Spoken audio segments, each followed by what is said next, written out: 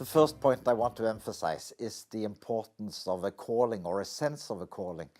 And very often that starts as a dream, and a dream that's just growing and sort of taking over. It's almost like being pregnant and getting nearer and nearer to the birth.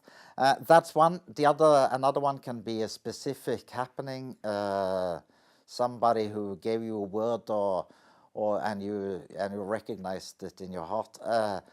But there will be resistance, and there will be problems, and there will be times where you come in doubt whether you're really were supposed to do this, or was it just a dream of my own or whatever. Then it's good to know, no, it's not. God has called me to do this, and I will continue, and I will be faithful and come through just knowing that you have a calling. The second thing I want to emphasize is the desire to win people for Christ, to expand the kingdom of God. I think if we don't do that, it will be just another entertainment thing for the Christians. And maybe you will be a more entertaining church. Maybe you will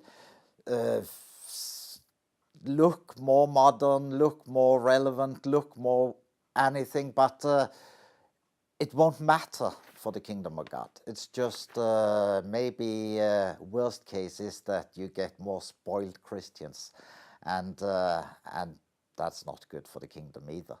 So the need or the desire to see people getting saved, I think, is the second important thing. Third part that I think is very important is prayer. And of course, to pray yourself and to always pray, Paul says, and I think that's a good thing. Maybe you can't pray for 1 hour, but then you can pray every hour. So to be in prayer and to do the warfare, because if the devil knows you have a calling and the kingdom will expand, then he will start a war, and you will be the target for his war. And he's not a humanist. He will attack you where it's absolutely worst for you to be hit. So pray and collect people to pray, and maybe even people who aren't part of your church plant can pray for you. So I think that's a very, very important thing.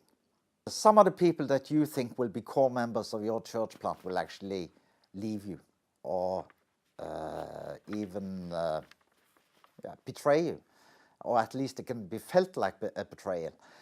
And other people who you weren't expecting anything from, you just thought, okay, they might as well join, but they won't make a big contribution or anything like that. They will be core members in your team. Don't stigmatize who will be or who will take any of the roles, because let God work through them and in them and see what comes out of it.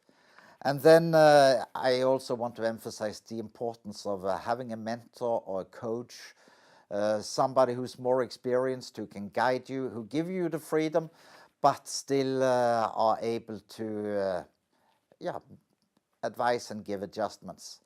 I think, we all need people who are more mature than we are ourselves, whether we are 20 or 30 or 40 or 50 years. Bring in experience, bring in somebody who can help you cope with disappointments, who can help you cope with even victories and all that. Encourage you when you need it, maybe pull back some pride when you need that. And it's very, very important.